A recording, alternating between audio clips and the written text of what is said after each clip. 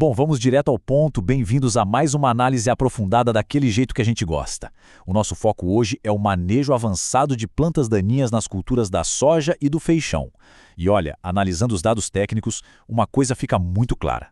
Com a resistência que a gente vê hoje no campo, aplicações simples simplesmente não dão mais conta do recado. Hoje nós vamos destrinchar algumas estratégias robustas baseadas em dados reais, focando exatamente nisso, misturas de herbicidas e uma verdadeira defesa em camadas. Vamos lá? Passando rapidinho pelo nosso roteiro de hoje, a gente vai cobrir 1. O desafio do Amaranthus palmeri. 2. Eficiência em pré-emergência. 3. As aplicações sequenciais. 4. Dessecação e manejo outonal. 5. Misturas formuladas. E para fechar, o tópico 6, maximizando a ação herbicida. Número 1. O desafio do Amaranthus palmeri. Para entender as soluções, a gente precisa encarar o problema de frente. E o problema tem nome, o caruru.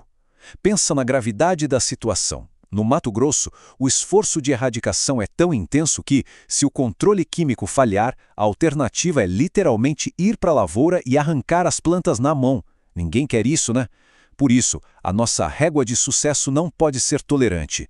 Atingir mais de 90% de controle não é um cenário ideal, é o mínimo aceitável para viabilizar a cultura. E como a gente chega nesses 90% sem erro? Rotacionando e combinando os mecanismos de ação. É impossível depender de uma bala de prata só. As fontes mostram que a gente precisa atacar usando inibidores da ALS, da EPSPs, como o bom e velho glifosato, inibidores da Protox, que a gente também chama de PPO, e os mimetizadores de alcina. A jogada aqui é sufocar a planta daninha atacando várias rotas metabólicas dela ao mesmo tempo sem dar chance para ela se adaptar. 2. Eficiência em pré-emergência. Agora a gente avança para a primeira linha de defesa, a pré-emergência na soja.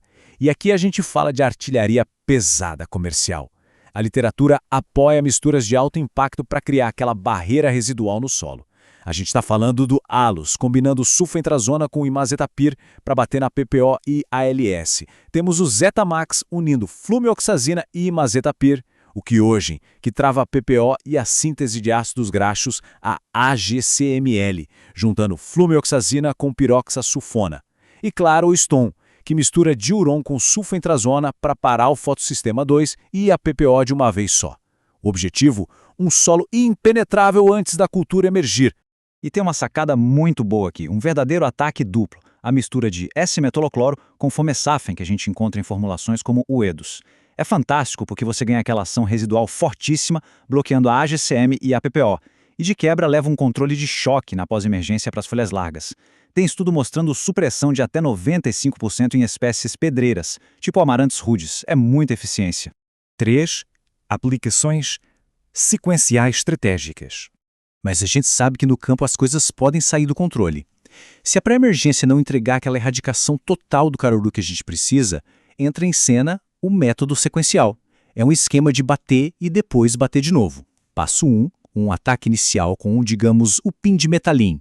Passo 2, logo em seguida, a gente fecha o cerco na pós-emergência com inibidores da Protox, tipo fomesafen ou lactofen, ou até inibidores do fotossistema 2, como o bentazon. Colocando isso em perspectiva com dados, a diferença de performance é brutal. Olha só, 7 dias depois dessa aplicação sequencial, usar fomesafen ou lactofen depois do pendimetalin joga o nosso sucesso lá para cima, de 97% a quase 99% de controle. Já o bentazon, na mesma sequência, estacionou nos 80% para o caruru, ou seja, escolher o mecanismo de ação exato para o segundo golpe muda tudo. 4. Dessecação e manejo outonal.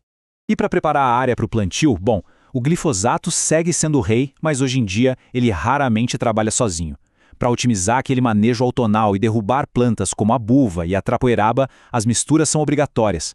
Combina-se muito glifosato com herbicidas alcínicos, tipo 2,4-D, ou inibidores de ALS, como o imazetapir presente no Alteza, e até com lactofen. E para áreas que estão muito sujas, a gente tem ferramentas pesadas na literatura, como diuron com hexazinone, ou misturas triplas poderosas como o DHS. E só fazendo um parênteses, por que colocar um mimetizador de auxina, tipo 2,4-D, nessa mistura? A mecânica deles é genial.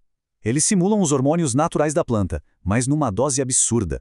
Isso gera uma resposta de crescimento tão desregulada, tão fora de controle, que as folhas largas simplesmente deformam e colapsam. É uma faxina impressionante antes da nova safra começar. 5. Misturas formuladas específicas. E além da mistura no tanque que a gente faz na fazenda, o mercado também entrega muita coisa pronta, o que traz uma segurança agronómica muito maior. Os grupos químicos são calibrados para cada ciclo, entregando a dose certa, seja para segurar a pré-emergência na soja ou para fazer um resgate rápido na pós-emergência de feijão.